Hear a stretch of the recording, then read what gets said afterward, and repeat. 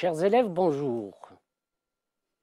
Après avoir vu la présence de l'auteur dans un texte de manière implicite, c'est-à-dire les indices d'objectivité et de subjectivité, la séance d'aujourd'hui va surtout porter sur une présence explicite de l'auteur, c'est-à-dire les pronoms personnels, les indices typographiques et l'opinion de l'auteur. Découvrons ensemble le texte sur lequel nous allons travailler. Le texte qui vous a été proposé, comme on le constate, commence par des guillemets. Ça veut dire c'est un discours. Le discours émane d'un auteur que vous avez en bas. Ces indices vont vous aider à répondre au questionnaire que nous avons préparé pour vous. Monsieur Bendine, bonjour. Bonjour. Quel est le questionnaire que vous avez choisi pour ce texte? Alors, la séance d'aujourd'hui comporte 6 activités. La première activité porte sur la nature du document, sur la date et le lieu. Découvrons ensemble cette activité. La consigne 1, le texte présenté est extrait d'un roman, d'une revue, d'un discours. Choisissez la bonne réponse. Consigne 2, ce texte traite du colonialisme français, du colonialisme britannique, du colonialisme portugais. Choisissez la bonne réponse. Consigne 3, ce document est-il récent? Justifiez votre réponse.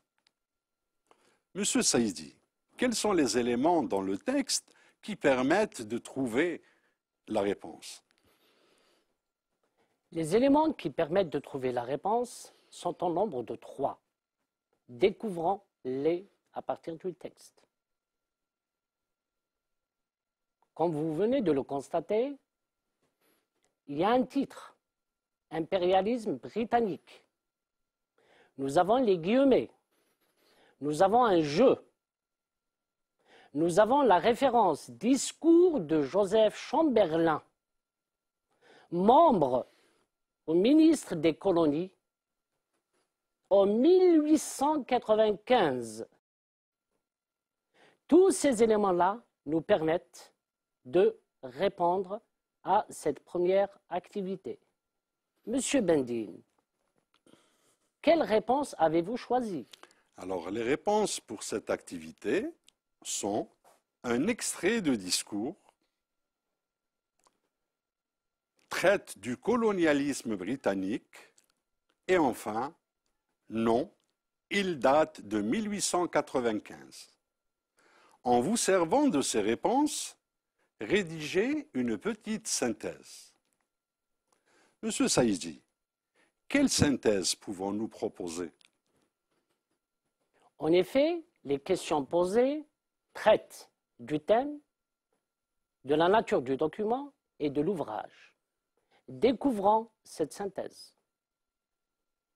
Le texte intitulé « Impérialisme britannique » est un extrait du discours de Joseph Chamberlain, ministre des colonies en 1895, c'est-à-dire au XIXe siècle. Ce document traite du colonialisme britannique. Monsieur Bendine, sur quoi porte la seconde activité?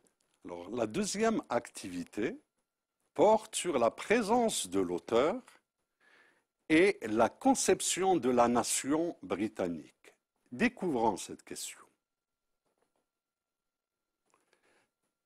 Consigne 1, l'auteur s'implique-t-il dans le texte? Relevez les indices qui le montrent. Consigne 2, à quoi compare-t-il la nation britannique? Consigne 3, dans les énoncés ci-dessous, indiquez les différents devoirs assignés à la nation britannique en choisissant la bonne réponse. A. La nation britannique a pour devoir d'émanciper les peuples sous sa domination. B. Elle a pour mission de laisser libres et indépendants les peuples. C. La paix et la sécurité ne peuvent être assurées que par la présence des Anglais. D. L'œuvre civilisatrice des Anglais est bienfaitrice. E. L'indépendance des peuples constitue le souci majeur des hommes d'État anglais au XIXe siècle. Et enfin F. La politique coloniale anglaise prône l'égalité des races. Monsieur Saïdi, quels sont les éléments de réponse dans le texte? La question posée permet, premièrement, de situer l'auteur, de définir le colonialisme, est-il différent du colonialisme français? Et enfin, de s'interroger sur ce que le colonialisme peut apporter à la nation colonisée. Découvrons le texte. Le texte affiché permet, donc avec des guillemets, permet de voir quel est l'auteur du texte. Nous avons un je crois en cette race et je crois en l'avenir de cet empire. Une nation est comme un individu. Il définit la nation britannique comme un individu qui a des devoirs. Mais envers qui? Envers le colonisé. Il dit, pour assurer la paix, la sécurité, la richesse à tant de malheureux qui jamais auparavant ne connurent ses bienfaits. Pour cet auteur, ceci est une mission. Le nous, c'est un nous inclusif. Il s'agit d'un ministre. Il s'adresse aux officiels de l'État. Monsieur Bendine, ces informations contenues dans le texte peuvent être des éléments de réponse. Quelle est la réponse à cette activité? Alors, découvrons la réponse pour cette activité. L'auteur s'implique dans le texte. Les déterminants, je crois, nous, nos devoirs, notre tutelle, notre domination, nous remplirons, notre mission, notre spectre sont des indices révélateurs. Il compare la nation britannique à un individu qui a des devoirs. Cette nation a pour devoir d'émanciper les peuples sous sa domination, d'assurer la paix et la sécurité. Pour toutes ces raisons, l'œuvre civilisatrice des Anglais est bienfaitrice. Passons maintenant à l'activité 3. Consigne 1. Comment l'auteur définit-il la race anglo-saxonne? Relevez du texte les énoncés qui le montrent. Consigne 2. Quel est le premier devoir d'un homme d'État britannique au XIXe siècle? Relevez la phrase qui le montre. Monsieur Saïdi, quels sont les éléments textuels qui sont des réponses? Après avoir défini la présence anglaise dans les colonies, nous allons découvrir ensemble les devoirs d'un Anglais ou bien d'un homme d'État anglais. Passons au texte. Le premier devoir de nos hommes, c'est-à-dire d'un homme d'État, est d'établir à jamais cette union sur la base des intérêts matériels. Race anglaise, la plus grande. Elle est fière, tenace, confiante en soi, résolue, que nul changement ne peut abattardir. Cette race anglaise se définit comme étant une civilisation universelle. Monsieur Bendine, quelle réponse avez-vous choisi pour cette activité? La réponse pour cette activité est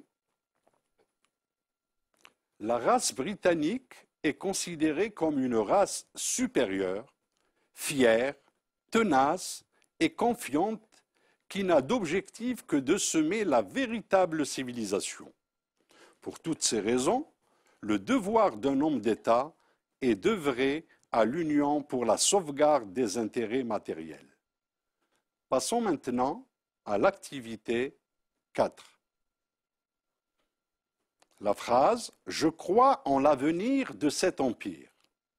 Cette phrase signifie « Je doute de l'avenir de cet empire ». Je suis confiant en l'avenir de cet empire. Je ne pense pas que cet empire ait un avenir. Choisissez la bonne réponse. La réponse est « Je suis confiant en l'avenir de cet empire ». Activité 5. La consigne est « Complétez le passage suivant à l'aide des mots ci-dessous. Idéal, civilisation universelle, régner, devoir, paix, race britannique, instruction, œuvre civilisatrice, sécurité, obligation, coloniser, nation. Voici le texte. Selon Joseph Chamberlain, une est un être humain qui a des à accomplir face au peuple. La domination n'est autre que la et L' des peuples soumis. Agir de la sorte, c'est accomplir une. La est une race adulte supérieure qui doit et être garante d'une. Le devoir de ses responsables est de mettre en pratique cette, prônant ainsi l'intérêt des peuples gouvernés. Découvrons maintenant le passage complété. Selon Joseph Chamberlain, une nation est un être humain qui a des devoirs et des obligations à accomplir face au peuple colonisé. La domination n'est autre que la paix, la sécurité et l'instruction des peuples soumis. Agir de la sorte, c'est accomplir une œuvre civilisatrice. La race britannique est une race adulte, supérieure, qui doit régner et être garante d'une civilisation universelle. Le devoir de ses responsables est de mettre en pratique cet idéal, prônant ainsi l'intérêt des peuples gouvernés. Monsieur Bendine, après avoir fait l'éloge du colonialisme anglais, selon, bien sûr, le ministre des colonies, sur quoi porte la dernière activité? Alors, l'activité est une activité d'écriture.